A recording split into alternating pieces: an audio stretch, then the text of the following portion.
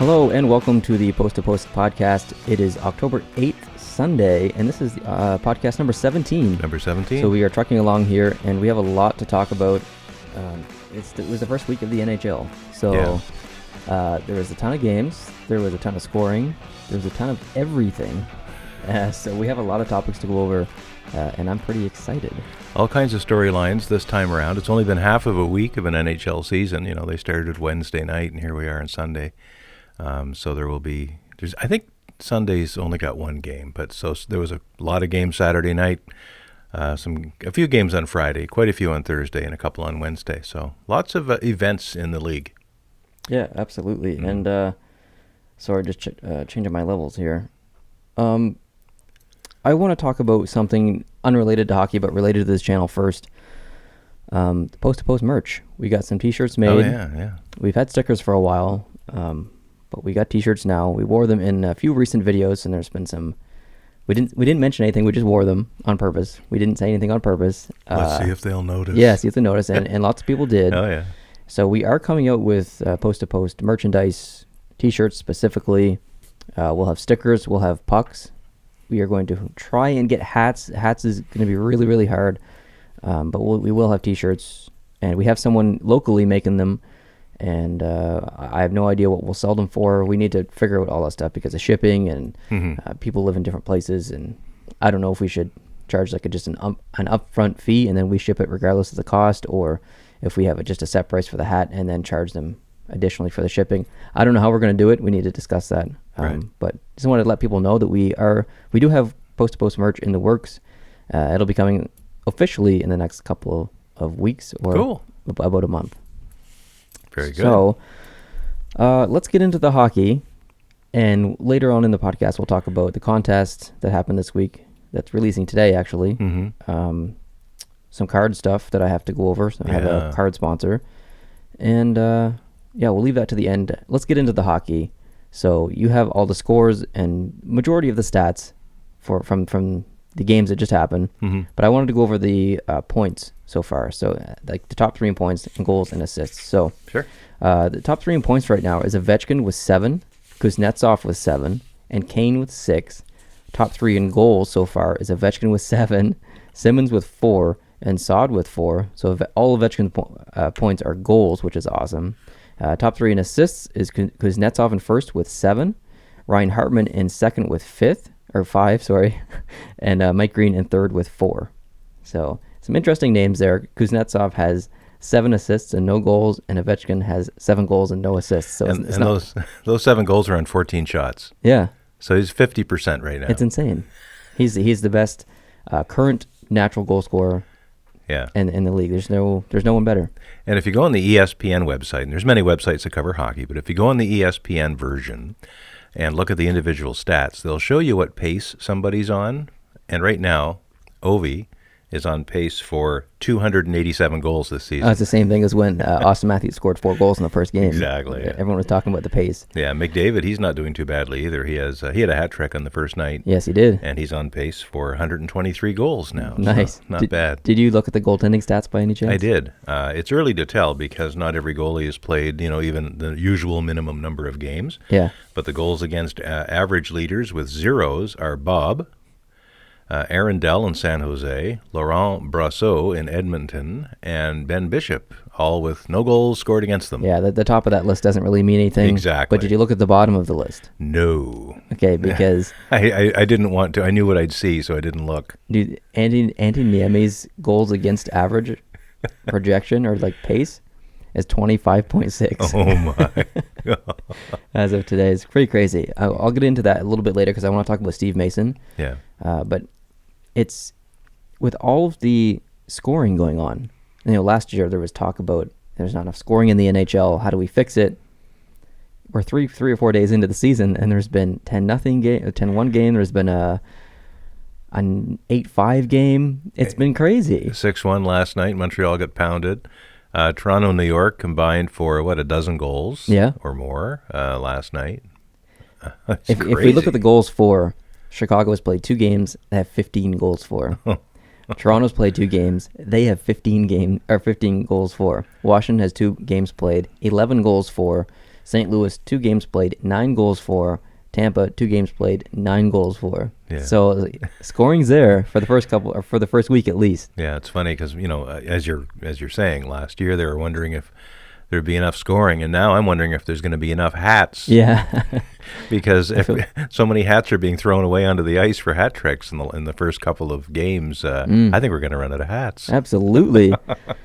So it's a trend that I don't think will keep up. No. The goalies will get better. Mm-hmm. And I feel bad for the goalies right now because there's a lot of new players still learning the systems and a lot of defensive players still, playing with their partners for the first time. It's gonna take a couple weeks. And there's I watched some terrible defensive breakdowns among the Montreal defense last night because that's the game I watched for obvious reasons. And I watched the whole thing, even though oftentimes in the past, and even maybe later on this season, if it's a blowout, even in favor of Montreal, if it's like 6-1 after the second period, I'm probably tuning out. Just what's going to change? Yeah, exactly. But last night, because I still need my fix, I watched the whole thing. And I'm glad I did because near the end of the second period, I saw something very interesting. Didn't know it at the time, but I'll tell you about it later. Okay. Okay. It's funny you mentioned usually if it was mid-season and Montreal was down 4-0, you'd probably just stop watching the game. Yeah. Well, I kind of had that feeling last night when I looked at the Rangers-Toronto score because it was 5-1 Toronto. And I thought, I bet you there's a lot of Rangers fans tuning out of this game. And if they did, they might have regretted it because the Rangers came back and tied it at 5. They came back and tied it 5-5. And I was watching the tweets from like Andy Pillock for one, and just, Toronto utter collapse and this kind of thing. And the Toronto fans were pulling their hair out, when it became 5-5. And then the page turned again. Yeah. It's crazy. It is nuts. It's so much fun. Yeah, it really is. Yeah, it's a blast. It's exciting, especially for new hockey fans. Yeah. Because maybe they're watching the NHL for the first time this year, and they're seeing incredible goals being scored. And I'm a victim of the tuning away disease several years ago, maybe 7 or 8 years ago now. Montreal was in New York, Madison Square Garden, playing the Rangers. They got down 5-0, and I tuned out. Right, I remember that game. Yeah, and Montreal came back, and it wasn't a long comeback. It only took them 7 minutes or something, and they came back and tied it 5-5, and then won the game, I think, in overtime or a shootout. Yeah. And I went to bed, and I got up the next morning, and I was happy they won, but I was really mad that I missed it. Yeah, it's on the list of one of the best comebacks in the NHL. I think it's in the top 20. Yeah.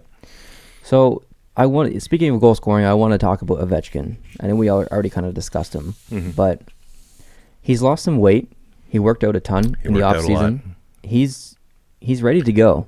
Yeah. Like I think this might be one of his best seasons, and that's why I picked Washington to win the cup because they're not expected to win the cup this year like they were the previous couple of years. They have less big names, more room for younger guys. There's not as much pressure on the team as a whole.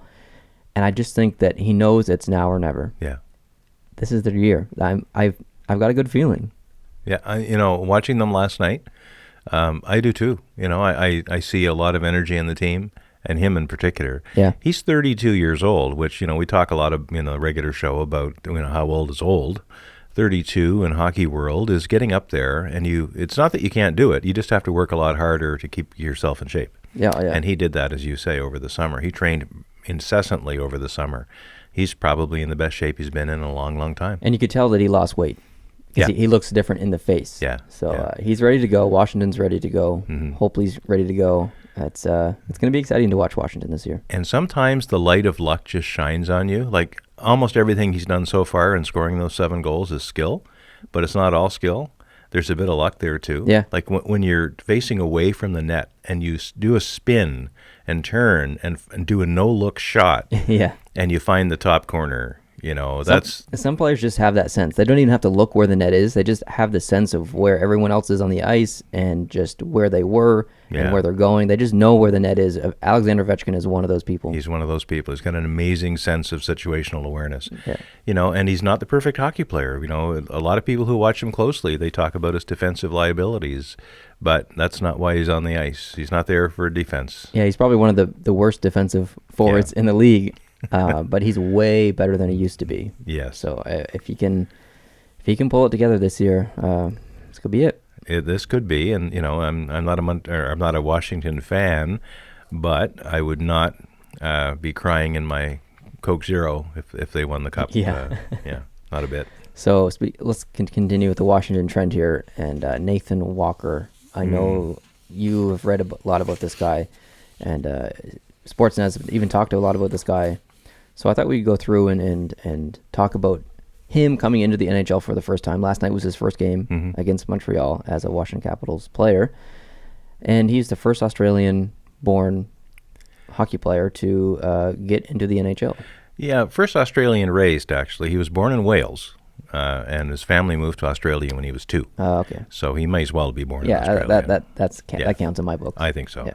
His entire young life was spent in Australia. What a fascinating story. And I'd recommend just looking almost in any sports network and just doing a search on Nathan Walker. You're going to see some interesting biographical facts about this young man, who's not as young as you think, actually. He's been at this for a long, long time. When he was 13, he was doing so well in the under-16 league in Australia, which is a country that even to this day has barely more than 4,000 registered hockey players. But he was doing so well that they knew that he couldn't do any better staying in Australia. So they moved him to the Czech Republic. And there's a story about his mother dropping him off in, this town in the Czech Republic, and pulling away in the train and looking back at her little 13-year-old kid, and the new coach is holding his hand, and she knows that it's a horrible thing to leave your son behind in a foreign country when he's 13, but that's his dream, and the only way he's going to see his dream come true is if he goes to a place that has more hockey and has more competition. And it took a long time, but it worked out. He speaks Czech now. Does he really? He played long enough. He played like 3 or 4 years in the Czech Republic in these, younger leagues that he actually speaks Czech. Wow, that's awesome. Yeah, and he's got a line mate who's a Czech player, and he's, one of the only Capitals that can actually speak to him in his own language, which is really cool. So I know he spent time in the ECHL, right? Yes, yeah. Who did he play for? Do you know? I do. I don't, but I did know. It's in my notes there. here. I didn't mean to put you on the spot there. He played a little bit in the U.S. Hockey League first, and then to the ECHL. Washington invited him several years ago to development camps. He was one of these guys that had to re-enter the draft, I think, in 2014. So Washington moved up the draft in the 3rd round, I guess it was, to get him. They did some trades. They did what they had to do to line up to get them. They saw something they liked. He was just a machine, and the Australian story is wonderful anyway. But he's a good player. I mean, he's not there just because he's a token. He's a good player. Yeah.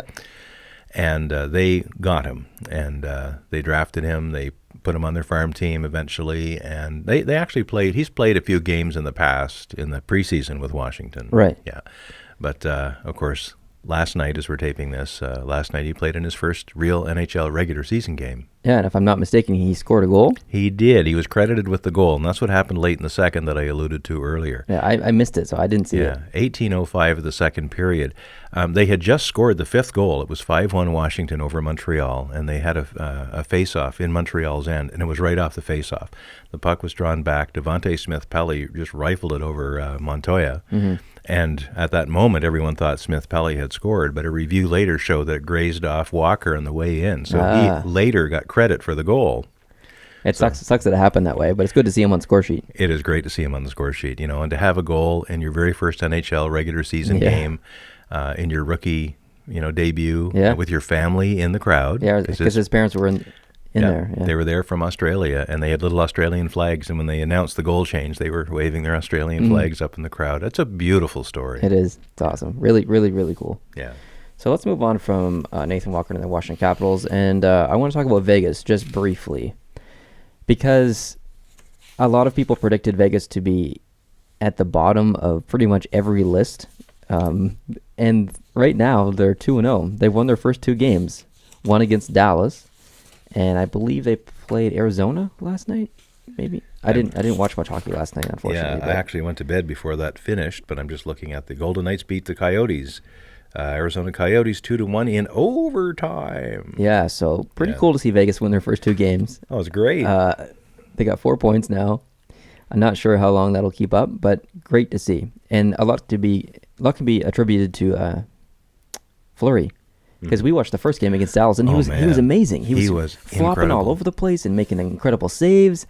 It was great. He looked like Tim Thomas from a distance. Yeah, he there was did. just arms and legs everywhere. And he was had his back to the play a few times. He was facing inside the net. He was flipping around and getting the stops done. Yeah, it was cool to see because it was almost bringing the guys on the team together more, because they'd go back and hit him on the pads, and then they were talking about it on the bench.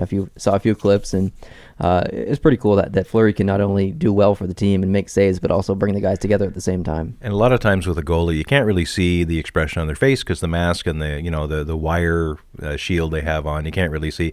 But when they showed a close up of Marc-Andre Fleury, all you could see was teeth. Yeah, he was smiling. He was smiling the whole time. He was having a blast. And as much as it's probably hard to leave a two-time consecutive Stanley Cup champion and go to the unknown, with Matt Murray there and Fleury there, he wasn't the guy anymore, and now he is. Yeah. He's a bigger fish in a smaller pond, and I think he's going to feed off that. Yeah, absolutely. And so far he has. I mean, it's been just great. I know it's unlikely, but can you imagine if Vegas made the playoffs? That would be pretty special for the NHL. It would be amazing.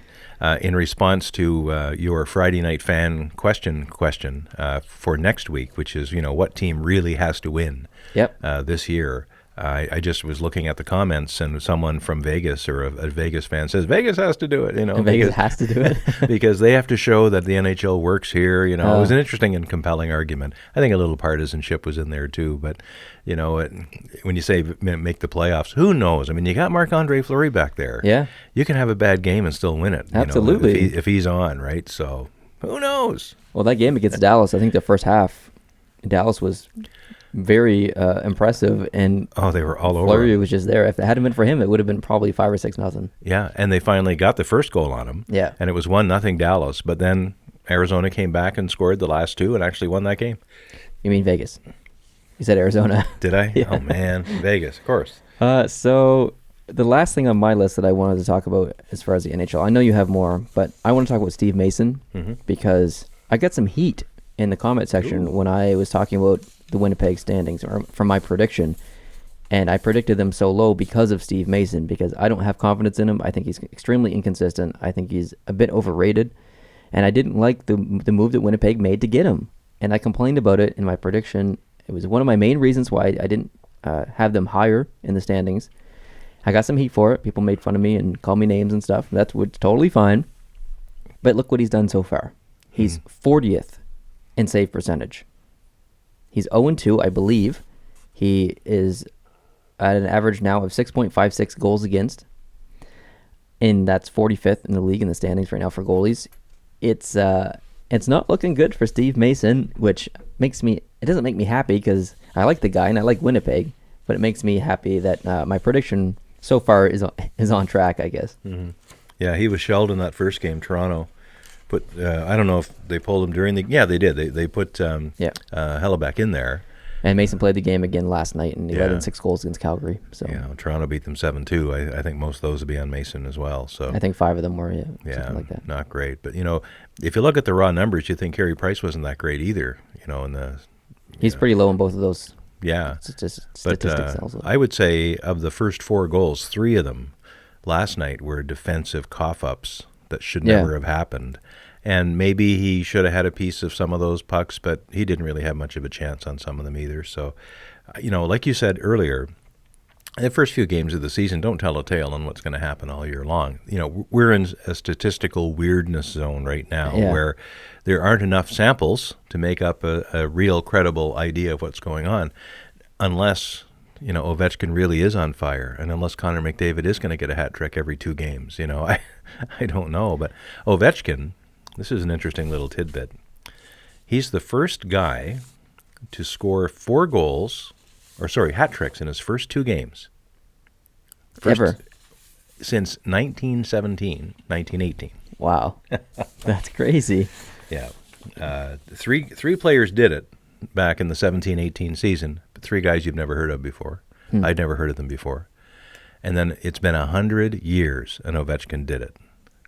I'm not surprised. No. I really do think he's the best goal scorer, maybe of all time. We'll see by the end of his career, but it's been a wild week. Montreal looked terrible last night.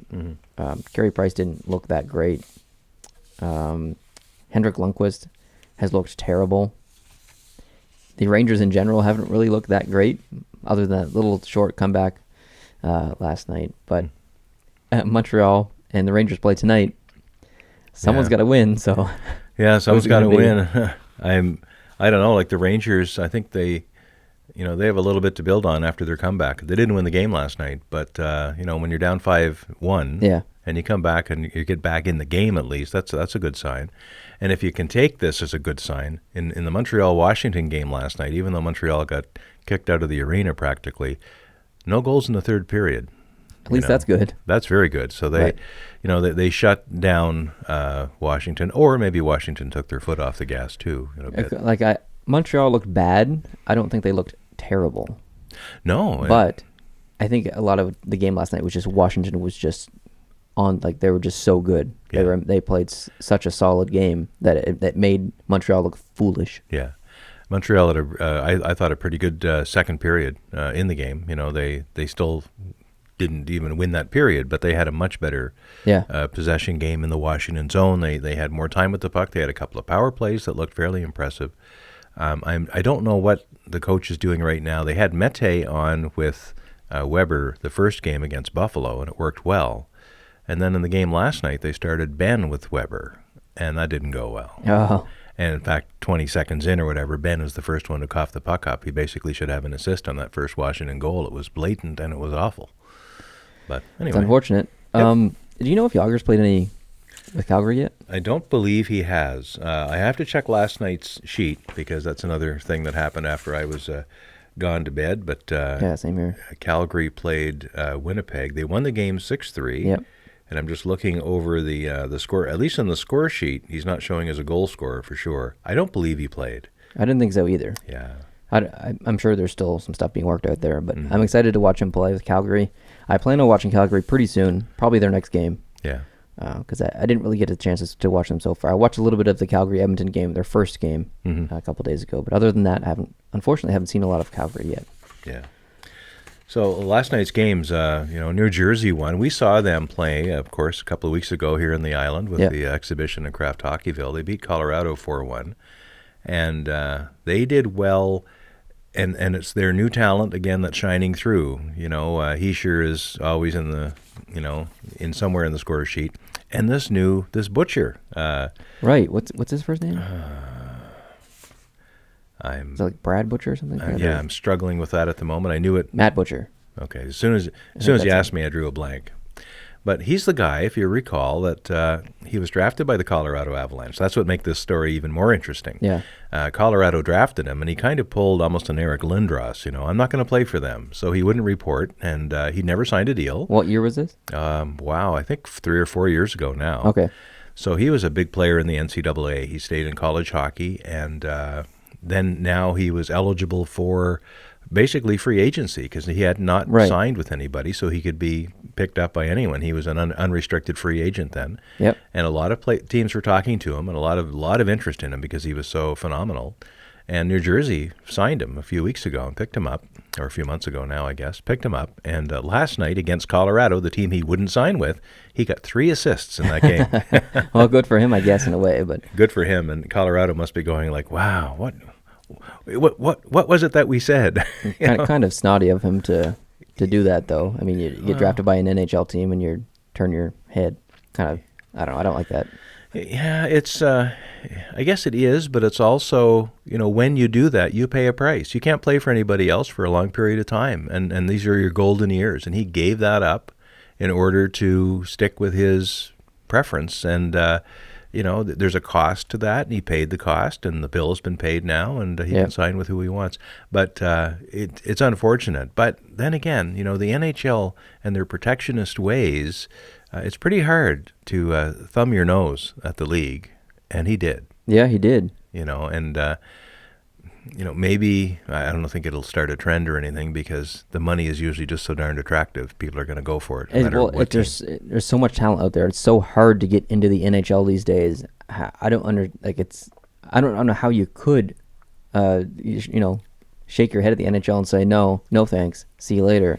I don't understand how anyone could do that. There's so many people trying to get into the NHL, and I don't know. I just don't like it. Yeah. No, I don't either. And, of course, I'm so old-fashioned that I don't even like the salary cap. I guess, yeah. And I don't even like the current draft, the way it even works. I mean, back in the day, like, I don't know, and this obviously works in my favor because I'm a Montreal fan, but, Quebec. They had first dibs on Quebec players. Yeah, they did. And, if a player was in a certain radius, distance radius, you got first crack at him. I don't like that. Well, but if you're playing for a team, like, okay, Montreal ends up with Kovalev or Montreal ends up with Markov, they're not from Montreal. Right. They just play there. So it doesn't really say much about the city other than the fact that the city can afford to pay the money. So I don't know what that says. You think the Coyotes should have had first crack at Matthews? Well, I think in an ideal world, yeah. Of course, he'd be playing by himself.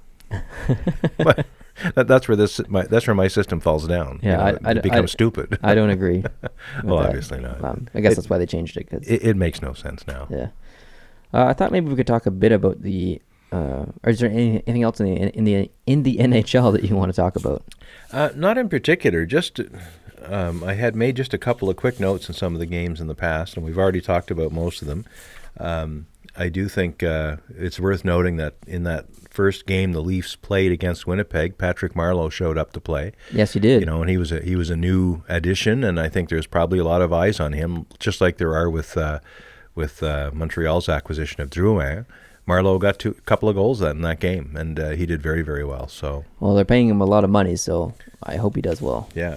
And Simmons got a hat trick in that Flyers game over the Sharks. They beat them 5-2. We talked about Simmons in the past, and he had a great week. He had a massive week. Yeah. So good for him. So it's not all Ovechkin and McDavid. There's some other players that have had darn good weeks. I picked Simmons in my fantasy pool, so I'm very happy about that. He came through. I wish I picked Ovechkin, but I didn't. Yeah. All right. So I thought maybe we could talk about the contest a little bit, because that's releasing today, the same time the contest video is out. I'm not sure which goes out first. Probably the contest video. So anyone listening to this would have already maybe watched the contest video. I have a feeling that it might get a lot of dislikes because people who submitted might see that they didn't win, and that might upset them, and they'll just dislike it. That kind of sucks. But I understand it in a way. You're disappointed that you didn't win. But there were so many entries. And what makes this different from most contests are like a random draw, right? Yeah. So, you put your name in and or you make a comment on Twitter or something, and then you get randomly chosen. If you don't win that, it doesn't feel as bad. Right. In this contest, people sat down at their desks or in front of their computers and worked their butts off to make what they thought was a golden entry. Yeah. And then if it doesn't get selected, it's not just a random thing. It's a commentary on their job in a way, and on how well they did or how well they didn't do. And that probably hurts a lot more when it doesn't go their way. Yeah, and I feel bad because I don't want anyone else to feel bad about their drawing or their submission. I enjoyed looking at all of them. We had a lot of fun. And I think when we filmed that, I think that came through. I hope so. It really, because we were extremely impressed with everybody's entry. Absolutely. And this goes right down to, a younger person with a crayon. And it goes all the way up to some fancy guy with Photoshop. Yep. Like everybody put their personality and their desires and their dreams into these logos. And I would encourage all of them to keep thinking about that and maybe get in the next contest. I'm sure there'll be more opportunities. Yeah, absolutely. Yeah, think about your team that you made and, develop it more. Maybe you want to redraw the logo a little bit better, or maybe digitize it, or, just spark the creative piece of everyone's mind. Everyone can be creative in a different way. Yeah. So and it'll look at first when people watch it that only the people who submitted digitized, computerized images really had an honest chance at winning. But we were so impressed with some of the hand-drawn stuff that you decided to make a special category just for those and award prizes. Yeah, I thought that maybe one of the hand-drawn ones might get into the finals, but unfortunately there were some other things there that they didn't meet the requirements on, either the city or the team name or something, but because it wasn't all about digital entries. But there were so many good drawings that we had to create, or I felt that it was important to create some prizes for those people. So we just said we'll do top 3 of best drawers. So we found 3 best drawers, and we're going to give them prizes. I said that in the video. I have to reach out to them. But it's pretty cool to see that there's so much talent out there, like drawing wise. I couldn't draw half of that stuff. So no, and when you think of the talent, that's only the talent that happens to watch Post to Post Yeah, and saw yeah. that video. And then you look at all the people who've never heard of Post to Post, who have similar talent or watch other hockey media. There's a lot, and just that little group that you would have is, in your group of viewers, your 17, 18,000 viewers. Yeah. Just the talent that's among that group is just amazing. It's crazy. Yeah. So I was really impressed with everyone's entries. I just want to thank everyone again for entering their team. If you didn't and you're looking for the next contest, I mentioned it in the video, and the more I thought about it, the more I liked it. Redesigning an NHL logo, like keeping the name, obviously, Anaheim Ducks, keep the name Ducks, redesign a logo, and it's going to be interesting to see what people come up with, and we'll have that probably around Christmas time or something. So at least you guys know in advance that we plan on doing something like this again in the future. Soon future. I guess Christmas isn't that far away, only 2 months. Well, if Christmas comes as fast as these weekly podcasts are coming, it's going to be over before we know it. Yeah. Wow. So you're hitting the road here pretty soon. I am. You're going to be in the States from, I believe, Wednesday night or Thursday until Saturday. Yeah. Thursday morning, crossover into the U.S., and then coming back through Saturday night on the way back. So you won't be making your appearance in the Fan Friday this week. Correct. Which is unfortunate. Yeah. I'm not sure what the question is going to be for the following week, but I'll come up with something. And we won't have an opportunity to film anything else Thursday night or even tomorrow night because we're going to go see a movie tomorrow night. Yeah. So the videos on Post to Post might be a little more spread out, I guess. I think every day will have its own video still. Yeah. But they won't be as plentiful. What we often do, because it takes a while to set the studio up here in the broadcast center, and there's a lot of commitment, your commitment, and getting the lighting right and the cameras right and the audio right, that we're inclined to film several when we're at it. Yeah, we usually film Sunday nights, probably around 3 or 4 videos, and then Monday nights we usually film 3 or 4 videos, and then Thursday nights we usually film 3 or 4 videos. So we're not filming every day. Like if Yager gets hit in the face with a puck and he gets a black eye on a Tuesday night, we probably won't talk about it till Thursday. That means the video is probably not going to come out till Friday, so we can't release stuff we want to talk about right after it happens, which is unfortunate, but yeah, we're not quite live yet. No. We're not even almost live. And Tuesday nights now for the next many weeks, a couple of months actually, I'll be unavailable because I'm teaching something at night, so I'll be away. That's okay. We'll stick with our Sunday, Monday, Thursday night filming schedule. And this is Canadian Thanksgiving. It is tomorrow, this weekend, so it's a holiday. We have a little more relaxation at least, so we might even get a couple more done before then. And yeah, absolutely. Yeah, we plan on filming. Not right after this, but later on tonight. Probably 3 or 4. We want to film something for the More Post to Post channel. If you guys aren't aware, we do have a second channel. It's called More Post to Post, where we discuss other sports, specifically logos from other sports. There's vlogs on there. There's movie reviews on there.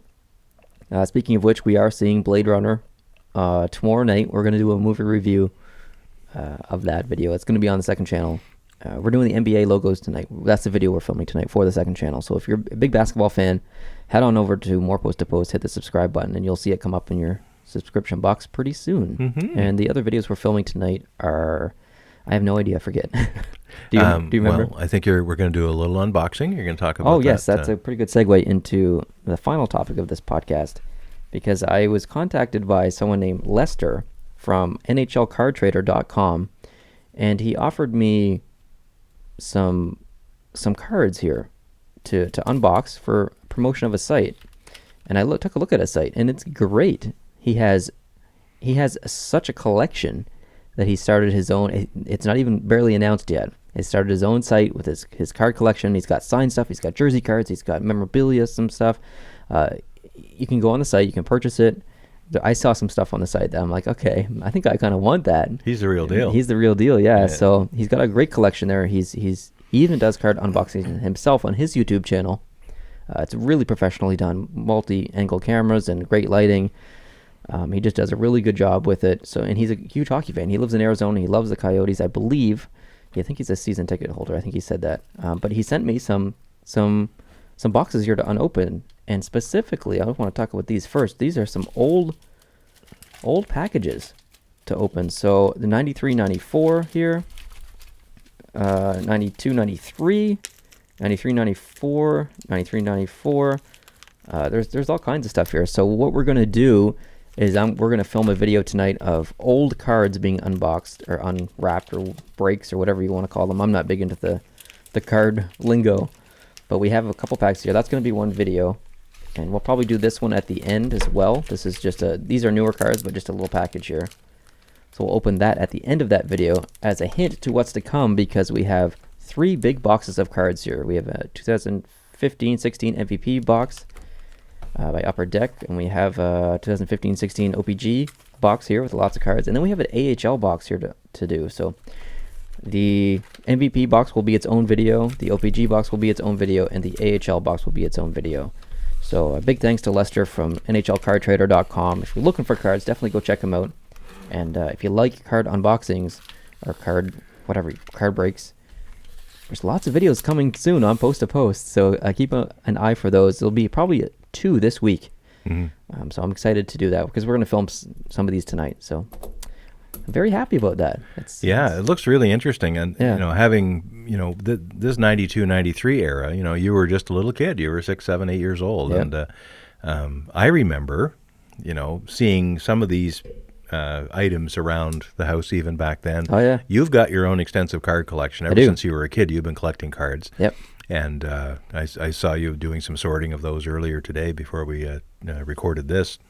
But to see some of these new ones coming right out, they're still in the package. They've been in the package, for 15 years. Crazy. And it's just amazing. 25 years. 25 years. I can't even do the math anymore. That's okay. Now, somewhere among this group, like when you started moving them around on the table here, I thought I smelled bubble gum. Ah. And I don't, so I even took up one pack and I sniffed it but I don't feel any. Yeah, because there used to be bubble gum coming in these packages. Yeah. When I was a kid, when you bought a card or a pack of cards, you get 5 or 6 cards in the pack, and then there was a strip of bubble gum, and it was flat and it was kind of hard and almost crunchy. I remember those in the baseball packages of cards too. Yeah, and you'd put the bubble gum in and eat that and then you'd stand outside your school in the schoolyard, got him, need him, got him, and you'd be flipping through your cards with all the guys in a big circle, and you'd be trading cards off, to make sure you get rid of your duplicates. Yeah. And then if there was ones you didn't value as much, they went with a clothespin on the spokes of your I was just about bicycle. To mention that, and so your bicycle went, And I think of, I probably destroyed Bobby Orr, rookie cards. Maybe. And God knows what back in the 60s on my bicycle spokes. I just almost cry when I think about it. That's okay, though. Hopefully we'll get some cool finds in here. Yeah, I hope so. I'd love to see a jersey card. I love jersey cards. I know some guys are into the signature cards, and signatures are great. Signatures are amazing. But there's just something about feeling the piece of jersey that someone wore, a player wore. It's just really special to me. Yeah. So I always specifically love getting the jersey cards. Nice. Something else that's it's not really part of this story, but I know you're going to be closing the podcast off shortly. Last night, and this American viewers may not be so tuned into this, but in Canada, on Saturday night, there's been a tradition in the last couple of decades, really, with Hockey Night in Canada, doing a special opening. They'll, put a production team to work, and they'll get archival footage. They'll get some cool music underneath it, and they'll do a minute or a 2-minute piece that starts at the beginning of every Saturday night hockey broadcast. Yep. The one they did last night for the first Hockey Night in Canada of the season on a Saturday night was just outstanding. They had interviews with Sidney Crosby, Connor McDavid, Tarasenko, Tyler Seguin, Max Domi. List went on. It went on and on and on, and they just showed some wonderful moments from when they were kids or when they were young players. And, and there's a picture of, Wayne Gretzky and Gordie Howe, and Gordie Howe's got the sticker around Gretzky's neck, and Gretzky's only probably 8 or something at the time. And then there's another picture of them later as grown men, Howe's retired and Gretzky's got his Oilers jersey on, and to show the continuation of hockey not only as a sport and a pastime, but as really a family tradition, from one generation to the next. They did such a masterful job, and I think even American viewers, if they got onto YouTube or somewhere and just, did a search for Hockey Night in Canada intro, they'll probably find the one from last night, and it's the best 2 minutes of your day if you find it and want to play it. Yeah, you need to go see. You need to go see that if you're an American viewer and you haven't seen it. Even if you're a Canadian viewer or listener and you haven't seen it, go on YouTube and look it up. I'm sure it's there somewhere on the internet, at least somewhere. It's got to be. It's definitely worth a watch. if you're a hockey fan, for sure. Mm-hmm. So I guess that wraps it up for this week. We had some good discussion on the NHL, some off-topic stuff, and this sets up episode 18 next Sunday. No idea what we're going to talk about. We usually decide last minute, but it'll be in a week's time. Looking forward to it. Thank you, everyone at home, for listening. If you're listening on iTunes or Google Play, we really appreciate that. If you're watching on YouTube, we really appreciate that as well, because you can hit the like button if you liked it. You can hit the subscribe button and join us here on the channel. We're always talking hockey. I appreciate your viewership, your listenership. I think I said that last week. I made up a word, listenership. That is a good word. Listeners, yeah. So I'll keep with that, and appreciate your listenership. And we will see you next week for podcast number 18. Bye-bye. Adios.